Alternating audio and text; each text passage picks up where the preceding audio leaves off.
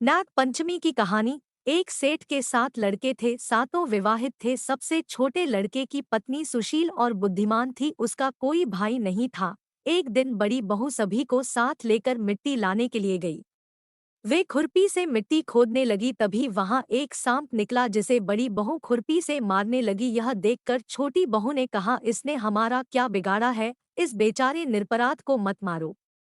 यह सुनकर बड़ी बहू ने उसे नहीं मारा। सांप एक तरफ जाकर बैठ गया। छोटी बहू ने उससे कहा, हम अभी लौट कर आते हैं, तुम यहीं रुकना, जाना मत। यह कहकर वह सबके साथ घर चली गई और वहां कामकाज लगने से भूल गई कि उसने सांप को रुकने को कहा है। दूसरे दिन याद आने पर वहां गई तो सांप वहीं था। वह बोली, मुझे क्षमा करना भैया, मुझसे भूल हो गई। सांप ने कहा, भैया कहा है तो छोड़ देता हूँ, आज से तू मेरी बहन है, जो इच्छा हो मांग ले।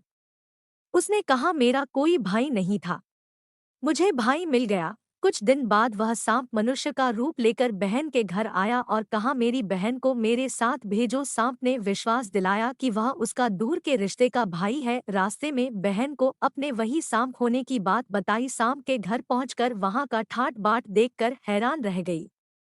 एक दिन सांप की माँ ने कहा, मैं एक काम से बाहर जा रही हूँ, तू अपने भाई को दूध पिला देना। उसने दूध दिया, वह गर्म था, सांप का मुंह जल गया। यह देखकर सर्प की माता बहुत गुस्सा हुई। सांप ने कहा कि बहन को अब उसके घर भेज देना चाहिए। तब सांप और उसके पिता ने उसे बहुत सा सोना चांदी जवाहरात वस्त्र आदि देकर उसके घर पहुंचा दिया। इतना सारा धन देखकर बड़ी बहू ईर्ष्या से बोली, भाई तो बड़ा धनवान है, तुझे अधिक धन लाना चाहिए था। सांप ने यह सुना तो उसने और धन लाकर दिया। सांप ने छोटी बहू को हीरा मणियों का एक अद्भुत हार दिया था। उसकी प्रशंसा उस देश की रानी ने भी सुनी और वह राजा से बोली कि सेठ की छोटी बहू का हार यहाँ आना चाहिए। राजा ने मंत्री को हुक्म दिया कि उससे वह हार लेकर शीघ्र उपस्थित हो। मंत्री ने सेठ जी से जाकर कहा कि महारानी जी छोटी बहू का हार पहनेंगी, वह उससे लेकर मुझे दे दो। सेठ जी ने डर के कारण छोटी बहू से हार मंगा कर दे दिया। छोटी बहू को यह बात बहुत बुरी लगी। उसने अपने भाई को याद किया और आने पर कहा, भैया रानी ने मेरा हार छीन लिया है, तुम कुछ ऐसा करो कि जब वह हार उसके गले में रहे तब तक के लिए सर्प बन जाए, और जब वह मुझे लौटा दे तब हीरों और मणियों का हो जाए। सर्प ने ठीक वैसा ही किया। जैसे ही रानी ने हार पहना वैसे ही वह सांप बन गया। यह देखकर रानी चीख पड़ी और रोने लगी। यह देखकर राजा ने सेठ के पास खबर भेजी कि छोटी बहू को तुरंत भेजो।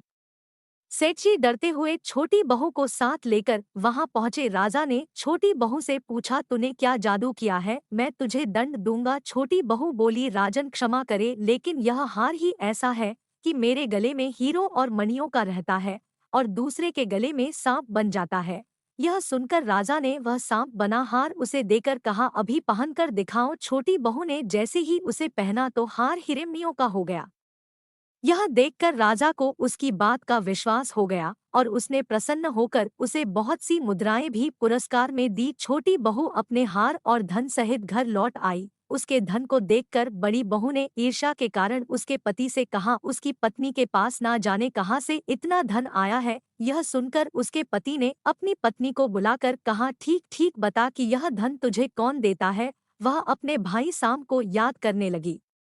तब उसी समय सांप ने प्रकट होकर कहा, जो मेरी बहन के आचरण पर संदेह करेगा उसे मैं खा लूंगा। यह सुनकर छोटी बहू का पति बहुत प्रसन्न हुआ और उसने सर्प देवता का बड़ा सत्कार किया। उसी दिन से नागपंचमी का त्योहार मनाया जाता है और स्त्रियां सर्प को भाई मानकर उसकी पूजा करती हैं। बोलो नाग देवता की जय। हमारे वीडियो को लाइक और चैनल को सब्सक्राइब करें।